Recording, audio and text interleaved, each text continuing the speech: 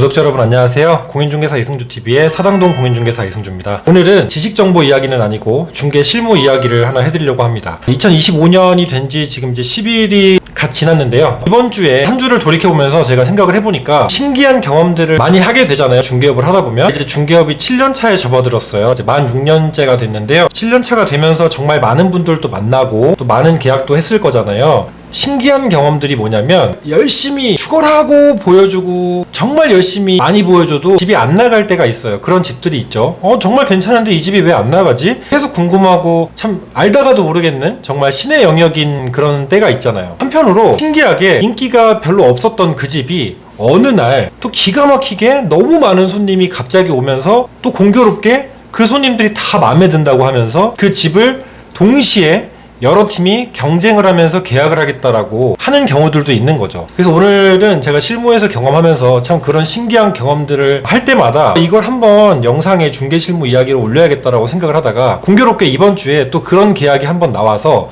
제가 이 이야기를 간단하게 좀 하려고 오늘은 좀 가벼운 이야기로 영상을 찍게 되었습니다. 우선은 제가 공인중개사 유튜브도 오래 하고 또 부동산을 꽤 했다 보니까 네이버에 공인중개사를 검색하면 제가 전국 2위로 지금 컨설팅 쪽에는 올라가 있고 사당동 부동산 혹은 남성역 부동산 검색을 했을 때 저는 광고에 돈을 하나도 쓰지 않았음에도 불구하고 너무 감사하게도 최상위에 항상 검색이 되어 있더라고요. 그래서 그런지 전화가 굉장히 많고 제가 젊다 보니까 젊은 수요층의 분들이 많이 연락을 주세요. 또 제가 여기저기 유튜브에도 나갔다 보니까 다른 채널들을 보고 전화 주신 분들이 있는데 그러다 보니 원투룸 손님들이 굉장히 많았어요. 근데 제가 개인적인 이야기지만 지금 6잡을 하고 있잖아요. 이제 행정사 개업 준비까지 해서 이제 7잡이 되는데요. 그러다 보니까 더 여유가 없고 시간적으로 아무래도 조금 더 큰 건 아니면 제가 핸들링 해드리기가 어렵다라는 생각이 들었어요. 그리고 우선 원투룸을 하다 보면 너무 자잘자잘한 것들로 신경 쓸 일이 너무 많아져서 이런 표현이 맞는지 모르겠지만 질보다 양인 계약이 되잖아요. 이제 원룸이. 그러다 보니까 이제 작년부터 제가 원투룸을 잘 못하게 됐어요. 또 작년에는 공부도 했고 책도 내고 강의를 많이 다녔다 보니까 그래서 저도 그랬는데요. 제가 원투룸 같은 경우는 사실은 저에게만 맡기시는, 그러니까 임대인께서 혹은 매도인께서 저에게만 전속으로 의뢰하시는 매물 아니면 사실 원투룸은 제가 잘 중개를 많이 못했어요. 저한테만 주신 물건은 제가 꼭 신경을 써서 빼드리곤 했거든요.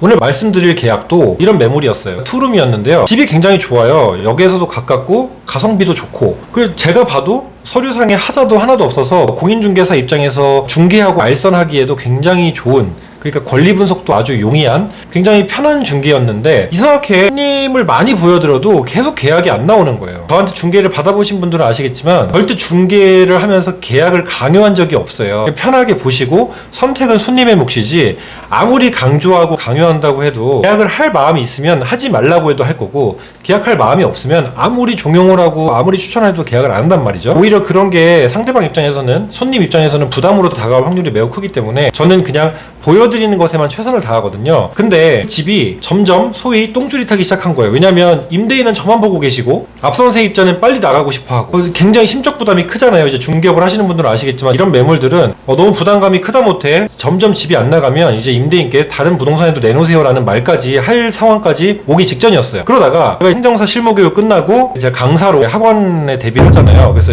제 커뮤니티에도 올려드렸지만 교재를 매일 밤을 새서 이제 쓰고 있다 보니까 사실 그렇게 신경을 많이 못 써드린 것도 있었는데 좀 이제 임대인께서도 걱정하시고 기존 임차인도 무언의 압박 같은 게 있었죠. 그러다가 이제 그 교육들과 이제 강의 교재가 어느 정도 끝나가면서 제가 이 집에 조금 더 신경 써야지 하고 있던 찰나 정말 너무 많은 연락이 오는 거예요. 그 집에 관해서. 오늘 볼 수 있냐?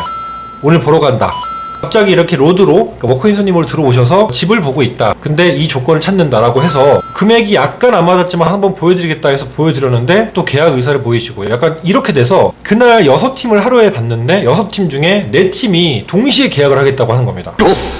먼저 임대인께서는 월세 밀리는 걸 굉장히 싫어했어요. 물론 다 그렇지만 좀 안 좋은 기억, 대인 기억이 있어서 이전 임차인이 그런 상황이었기 때문에, 그리고 또 남자가 혼자 사는 거는 굉장히 좀 원하지 않으셨어요. 또 월세 밀린 이력이 있었나 봐요. 콧대고 찻대니까 이 손님은 이래서 싫다, 이 손님은 저래서 싫다, 이렇게 해서 이제 임대인께서 계속 펜스를 놓으셨었어요. 그러다가 첫 번째로 계약 의사를 보이신 손님이 혼자 사는 총각이었어요. 그러다 보니까 임대인이 일단은 커트를 하셨어요. 두 번째 손님은 월세 5만 원을 빼달라고 하시는데 임대인께서는 월세를 지금 몇 년째 올리지 않고 노혼과 동시에 동시에 이전 세입자가 지금 만기 얼마 전에 나가는데 월세를 그 금액 그대로 놓는 건데 올리면 올렸지 빼는 건 안 된다. 그래서 내가 안 올리려고 하는 거다 라고 하셔서 또 두 번째 손님도 그렇게 캔슬이 났어요. 이제 세 번째 손님이 워크인으로 오신 손님인데 이분 같은 경우는 제가 작년에 구해드렸다 보니까 오고 가면서 이제 인사 정도 나눴던 분인데 또 제 생각이 나셔서 와주신 거죠. 그래서 집을 이 정도 금액에 본다라고 하시길래 조금 차이가 나는데 한번 보여드리겠다 했더니 근데 집이 너무 마음에 든다는 거예요.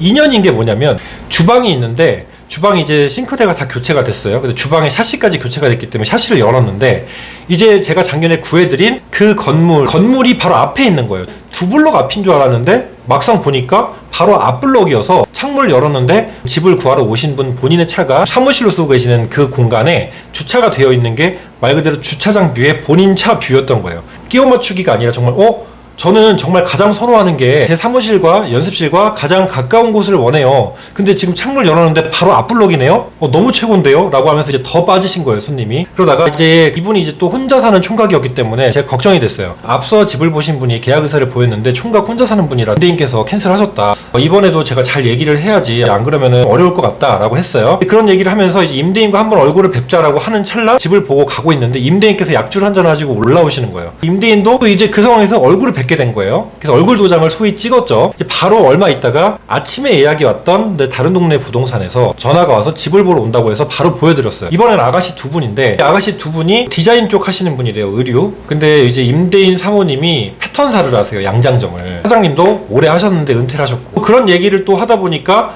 너무 또 빠져든 거예요. 그리고 이제 이분들은 월세를 깎는다는 이야기도 안 하시고 바로 그 금액 그대로 지금 계약금을 넣고 싶다라는 상황이 된 거예요. 근데 제가 집을 보여드리면서 말씀을 드렸어요. 오늘 조금 전에 먼저 보신 분이 있었고 이분이 지금 계약 의사를 보이셔서 아직 계약은 안 하셨지만 제가 우선 약속을 했으니까 보여드리는 겁니다. 근데 도의상 이분이 먼저 선택권을 좀 드리는 게 좀 교통정리가 필요할 것 같다라고 말씀을 드렸고 그래서 제가 먼저 본 분이 만약에 안 하신다고 하면 제가 바로 진행을 도와드리겠다라고 했어요. 이중계약을 할 수가 없는 거고 물론 그분들한테는 좀 죄송해요. 왜냐면 먼저 돈을 넣는 게 임자 아니냐라고 할 수가 있죠. 당연히 먼저 본 분이 먼저 계약금을 넣고 싶다고 했는데 우선 제가 임대인이 약주를 하셨기 때문에 좀 이따가 얘기를 하자라고 한 상황이라 자칫하면은 불필요한 언쟁이 오갈 수 있었기 때문에 제가 잘 말씀을 드려서 이제 정리를 해놨었어요. 총각한테 전화를 해서 이러이런 상황 때문에 지금 금액 조정은 어려울 것 같고 또 총각 1인이 살기 때문에 월세를 정말 잘 낼 수 있도록 꼭 제 얼굴 보고 약속을 해주셔야 된다라고 했어요. 그래서 마침 바로 임대인과 통화가 돼서 임대인께 찾아뵀습니다. 그렇게 하면서 서로 임대인은 저를 믿고 계약을 하시겠다.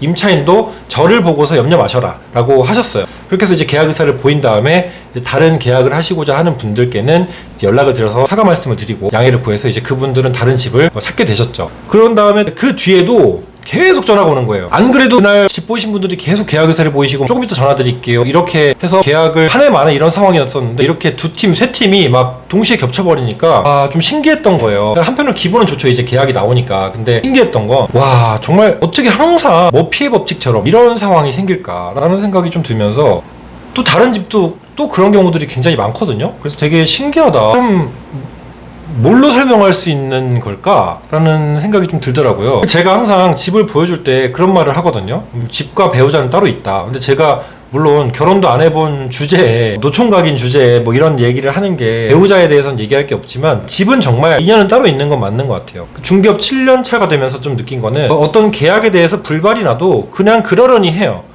인연이 아닌가 보지 라는 생각으로 옛날에 초보 때는 정말 간절했고 절실했고 계약 하나가 너무 귀했기 때문에 구분응선 가서 틀어지면 그날 멘탈이 좀 나갔었거든요. 근데 지금은 편하게 해요. 그러다 보니까 더 일이 잘 되는 것 같아요. 그래서 이제 초보 중개사 분들께서도 커뮤니티 같은 데 보면 계약이 너무 안 나온다, 겨울에 굶어 죽겠다 이런 분들 있잖아요. 그런 분들께 말씀드리고 싶은 건 그럴 때도 있어요. 그러니까 그럴 때 더 광고를 열심히 하고 오히려 광고를 그럴 때 더 많이 해야 되는 거거든요. 그리고 그럴 때 더 무언가 씨를 많이 뿌려놓는 과정들을 해놓으시면 분명히 수확을 달게 먹을 수 있는 열매들을 많이 거두실 수 있지 않을까라는 생각이 들어요. 중개업을 하시는 분도 이 영상을 많이 보시니까 그 말씀을 좀 드리고 싶어서 오늘은 지식 정보가 아닌 이렇게 중개업에 대해서 실무를 하면서 매년 이런 경우들이 몇 번씩 있는데 이런 경험들, 신기한 경험을 좀 한번 말씀을 드리고자 영상을 켰습니다. 자, 오늘은 정말 그냥 말 그대로 에피소드, 그냥 썰을 한번 말씀드렸는데요. 재밌으셨길 바라고요. 다음 영상에서 또 지식 정보 혹은 유용한 내용으로 여러분들께 찾아뵙도록 하겠습니다.